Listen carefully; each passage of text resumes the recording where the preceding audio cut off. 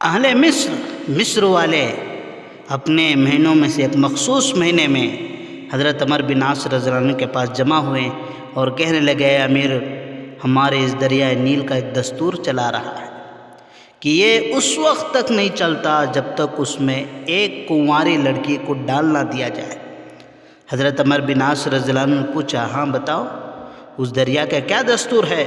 لوگوں نے بتایا کہ جب مخصوص مہینے کی 12 تاریخ ہوتی ہے تو ہم ماں باپ کی ایک کنواری لڑکی تلاش کرتے ہیں، پھر اس کے ماں باپ کو راضی کر کے اس کو اعلیٰ سے اعلیٰ زیورات اور عمدہ سے عمدہ پوشاک پہناتے ہیں، پھر اس لڑکی کو دریا نیل میں ڈال دیتے ہیں۔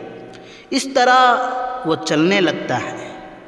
یہ سن کر حضرت عمر بن عاص رضی اللہ عنہ کے چہرے پر غصے کے آثار نمایاں ہو گئے اور فرمایا، یہ طریقہ اسلام میں نہیں ہے۔ اسلام ما قبل کے تمام رائج شدہ طریقوں کو مٹاتا ہے۔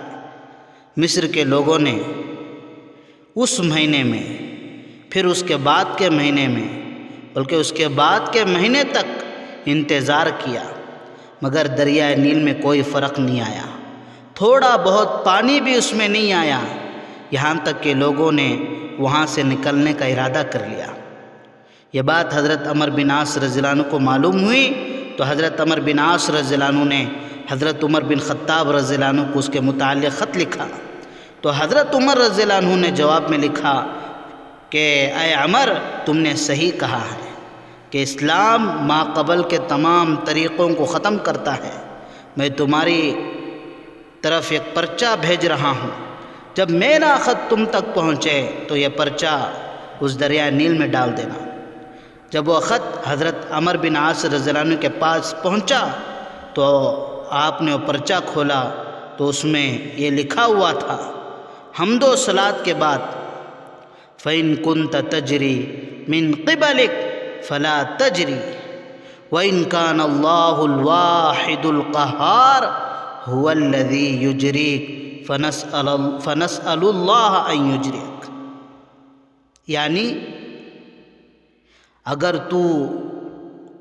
اے دریا، اگر تو اپنی طرف سے چلتا ہے تو نہ چل، اگر واحد اللہ کی ذات تجھے چلاتی ہے تو ہم اللہ سے درخواست کرتے ہیں کہ وہ تجھے چلا دے۔